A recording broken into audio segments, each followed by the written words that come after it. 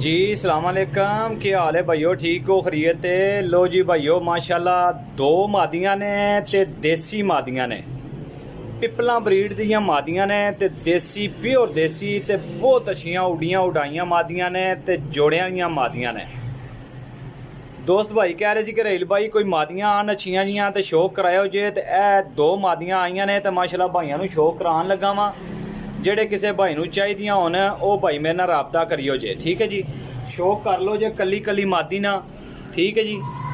Pure ਪਿਪਲਾਂ breed ਵਿੱਚੋਂ ਮਾਦੀਆਂ ਨੇ, ਅੱਖ ਦਾ ਸ਼ੌਕ ਕਰੋ ਮਾਸ਼ਾਅੱਲਾ, ਜੋੜਿਆਂ ਵਾਲੀਆਂ ਮਾਦੀਆਂ ਨੇ, ਠੀਕ ਹੈ ਜੀ।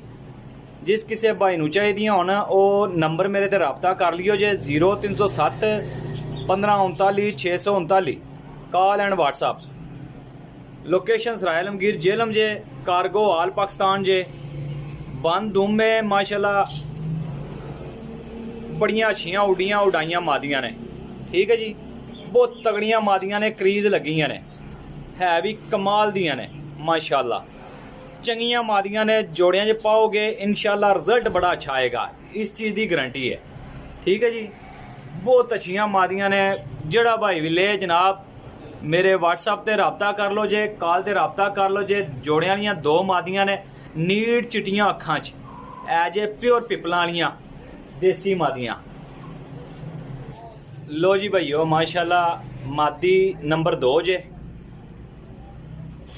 माशाल्लाह अख वेखो जी, दुधदार चिट्टियां नीट अखां च, बड़ी क्लास दी मादी जे।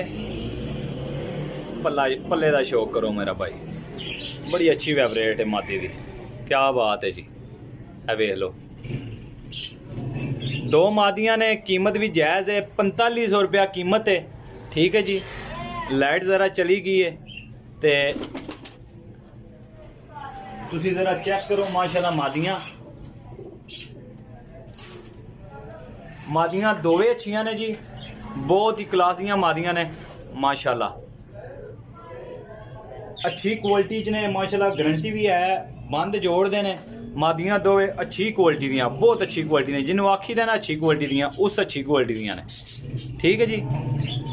चीज़ां भी क्लास दियां ने। लो जी भाई शौक कर लो।